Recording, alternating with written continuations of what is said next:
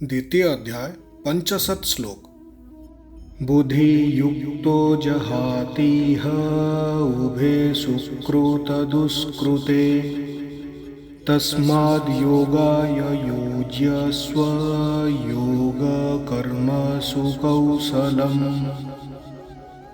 भगवान बोले, जब कोई मनुष्य बिना आसक्ति के कर्मयोग का अभ्यास करता है तब वो इस जीवन में ही शुभ और अशुभ कर्म फलों से छुटकारा पा लेता है। इसलिए योग के लिए प्रयास करना चाहिए, जो कुशलतापूर्वक कर्म करने की कला है। इस श्लोक में भगवान श्री कृष्ण कर्म और योग के सिद्धांतों की व्याख्या कर रहे हैं।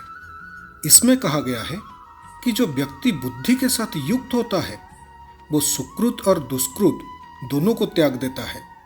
इसका तात्पर्य है कि ऐसे व्यक्ति को कर्म योग में लग जाना चाहिए, जिससे उसके कर्म में दक्षता और कुशलता प्राप्त हो। कर्मयोग विज्ञान के संबंध में उपदेश सुनकर प्राय लोग आश्चर्य व्यक्त करते हैं कि यदि वे परिणाम के प्रति आसक्ति का त्याग कर देते हैं तब उनकी कार्य कुशलता कम हो जाएगी।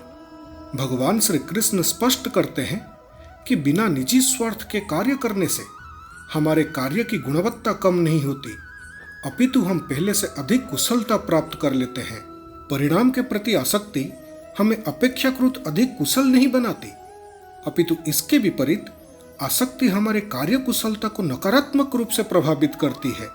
इसके स्थान पर यदि हम बिना आसक्ति के कार्य करते हैं तब हम आकुलता, घबराहट, आशंका और अधीरता से रहित होकर अत्यधिक कुशलता से कार्य कर सकते हैं। इस श्लोक का मुख्य संदेश ये है कि बुद्धिमान व्यक्ति को अपने कर्म के फल की चिंता किए बिना योग के मार्ग पर चलते हुए अपने कर्तव्यों को निभाना चाहिए। इससे वो सुकृत और दुष्कृत के बंधनों से मुक्त हो जाता है और कर्म में दक्षता प्राप्त कर लेता है। बिना मोह के किए गए कर्तव्य पालन से मनुष्य किसी भी प्रकार से कम सक्षम नहीं होता।